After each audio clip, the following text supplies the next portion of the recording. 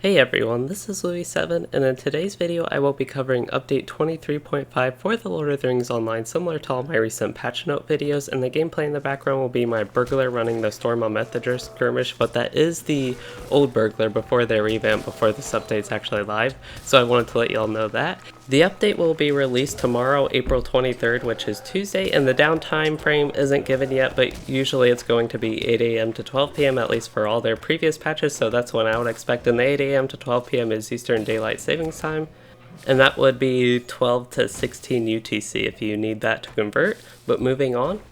And quickly before we get into notes, I want to mention that I have been really busy the past couple weeks, or even month really, and I just have about a week left for finals, and content should be ramping up again, so I'm personally excited for that. I just wanted to let you all know what was going on and what will be coming up. And I will also be covering the Burglar update and changes in a lot more detail in a whole separate video, and probably do a live stream test of the changes. And additionally, I already actually did a live stream discussion of the beta notes, which do actually appear pretty much the same to the ones that are actually going live on update 23.5. So if y'all are interested in those, you can check them out, or they will be coming up. So for the rest of this video, I will be going down the list of patch notes for U23.5 and offering some of my thoughts as we go through this, kind of as usual. And I will be still giving a summary kind of the Burglar changes and a quick thoughts on them at least. So to start off, we do have the class changes. We have Bjorning, Burglar, and Minstrel, so I'll go ahead and cover Bjorning and Minstrel since they'll be quick. So Bjorning, they made a couple changes to Relentless Maul traits. So the one in red line is called Brutal Energy, which halves Relentless Maul's duration, so now Relentless Maul will do double damage when it is traded for that. And I honestly thought that is already how it worked, because if you're having the duration of a skill, you should be doing twice as much damage, since you're doing the same amount of damage in half the time. So I'm honestly not sure what this change exactly does, if it's like a nerf or a buff, but it should make it work how it should, so it should be smoother. So I do think that is good, that it is working properly at least. And then the blue line version of this, which is going to be called Menacing Maul, that trait was called Relentless Maul previously, but the duration for that is no longer half for Relentless Maul, so that's going to be a bit sad, because I really enjoy Relentless Maul being half duration in the red line and blue line as well. It's kind of slow in the blue and yellow line, that's why I like it so much. It's just really quick and fun on the red line in comparison, so it will be a bit slower, probably for balance reasons, and that is just unfortunate, but yeah, that's kind of what I think a bit unfortunate for the blue line, that it's not going to be had, but we'll have to actually see how it plays out, I guess, if it's really a big deal in typical blue line combat. The next thing is they fixed a legacy with Vigilant Roar. So it used to be Vigilance Roar Reflect Damage Legacy. Now it's going to be called Vigilant/Thunderous Roar Incoming Healing. So Thunderous Roar, I'm pretty sure that's the final trait you can get in the blue line that's just like an AoE version of Vigilant Roar. So that's going to now increase your incoming healing rating. But as it notes in the patch notes here, it does not provide the correct increase yet. And if we look all the way at the bottom at known issues, it also says that it's not providing the correct incoming healing increase yet. So that is something I think that they should hopefully be fixing pretty soon, and I'm honestly not sure why that wouldn't have already been in this patch. And I feel like it should have been in this patch if they're going ahead and making that change to have it actually provide the correct amount yet already. So hopefully they do get that fixed soon though. And then additionally, I haven't actually ran into this issue, but there were some animation changes that weren't applied to male Bjorning, so you do have some updated animations for male Bjornings. And again, I haven't ran into that issue playing my male Bjorning at all. So if you have noticed that, it should be smoother, at least your animations, they should be more correct now. Moving on to the Minstrel, there's a change for Major Ballad's description. It says it's been fixed. I don't know what was wrong with it before, to be honest, but it's good to see a description and a little minor fix like that. Moving on, we also have something that's good to see, which is improved Hero Strike now properly increases Hero Strike healing component.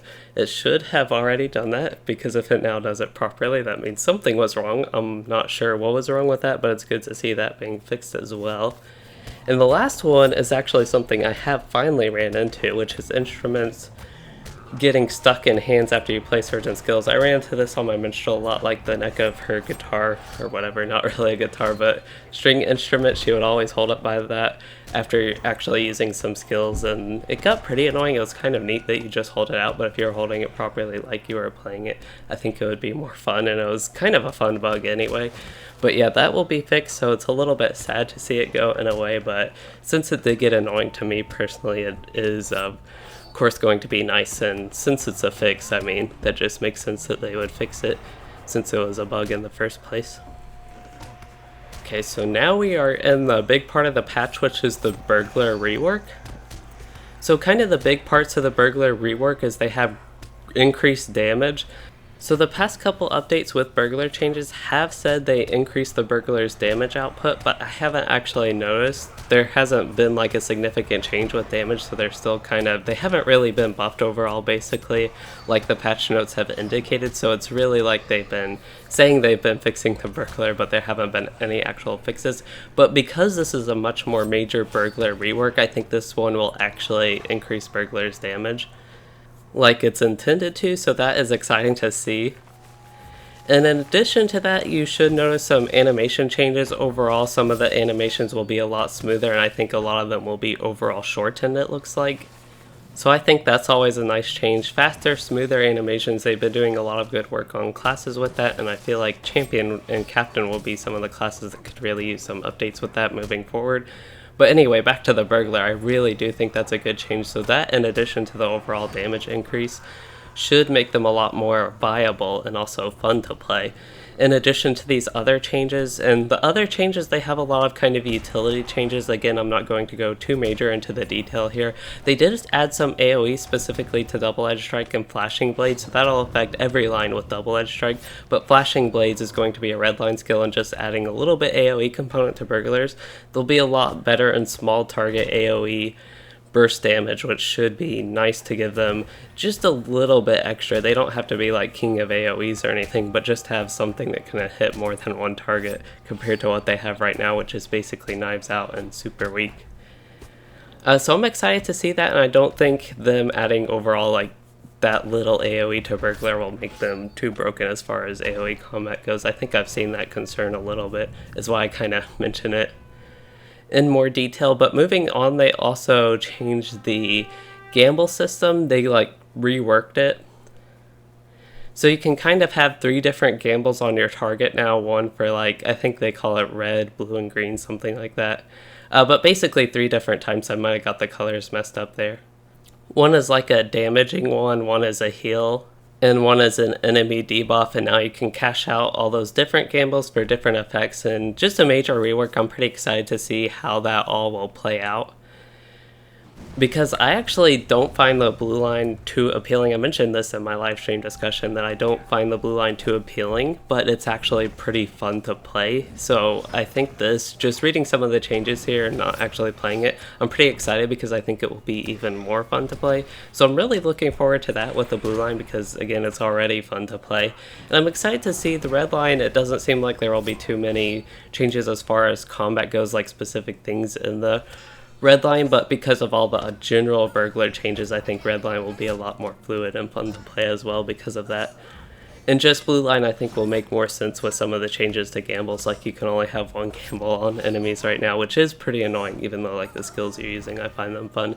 But moving on, I think that's a good general overview of what the burglar changes are. Again, I will have that more detailed video in the future, but hopefully y'all still found this general overview helpful and my general thoughts on them if you were looking for something more brief with this update, which is pretty much the big part of this update is the Burglar Rework.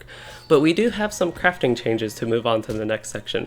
So a lot of cloaks, and particularly Apprentice through Westfold for the tailor specifically, their cloaks they can make, they all gave will, which is not correct. When they updated the stats, which they do give proper amount of stats, they just give will instead of the other main stats. So now they'll have some cloaks that actually have might and agility and aren't just will, so your heavy and medium armor classes that use those other stats will actually be able to use some tailor crafted cloaks again. And I'm pretty excited for that for my Warden and some of my other characters that have not been able to use tailor crafted cloaks because of that. So yeah, any sort of tailor or somebody who uses cloaks should be excited for that if you do any sort of crafting or use any crafted gear. But moving on, we have some item changes, and the big news here looks like the 12th anniversary gift boxes will be given to players on April 24th, so they don't actually say what are in these, so it's going to be a surprise, but I'm pretty excited to open them and see what's actually in them. Usually they just contain fireworks or pretty minor items, sometimes cosmetics, but again, I'm still just generally interested to see what we get. And the next two changes are actually kind of display / animation. I would lump them into those two category changes. One of them is specifically with the pony, the steed of Unearthed Kingdom will display its lantern light in the correct location. I guess that was misplaced with the actual light compared to where the lantern was. And then the other change would be with the cap of the mountain meadow, so that no longer twitches on some avatars. I'm not familiar particularly with those two items, but if you have noticed those issues, they should be fixed with this update. Moving on, we have Dar Narbagood. All the fungus-covered strongboxes will drop appropriate items, including greater elf stones and housing trophy barter items, even for full raid groups. So that's really nice to see. I'm thinking specifically with the legendary servers because, of course, they're in Moria, and Dar Narbagood is a Lothorian raid there, and one that people are running. So yeah, it's nice to see that the loot boxes in there will actually drop appropriate items. And you'll actually get your barter items, the greater elf stones, and the housing trophy ones. So I think that's nice to see that actually be fixed. I haven't personally run into any issue just because I haven't actually run Dar Narbagood yet. So me going in there fresh probably won't have any issues with loot, which will be nice for me. But if people have been running into issues with that, it looks like this should fix some of those. Moving on, we actually do have a Lotro store change. So if you try to purchase an item without any characters on your account, even if it did not include like a character item, like if it didn't include potions or something, it was like a character slot, just for example, it would tell you that it failed to deliver character items. And that would be, again, even if it didn't include a character item, so it will no longer just incorrectly display that message if you have run into it. That will be fixed. And then finally, we do have a miscellaneous change. They corrected some grammatical errors and missing place names in German for the Eriador Shire, Irin-Laskalin, and Iriduin and world maps. So I have not run into this because I don't play on the German version, I play on the English version, but if you happen to be listening to me in English and play on the German version, do know that your language there might be more fluid with that.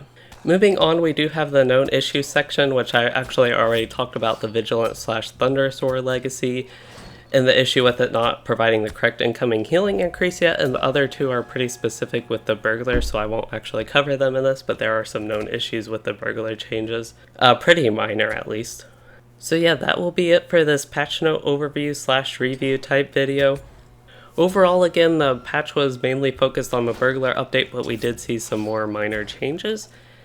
And I hope you all did find this video useful, and maybe you learned something useful from it.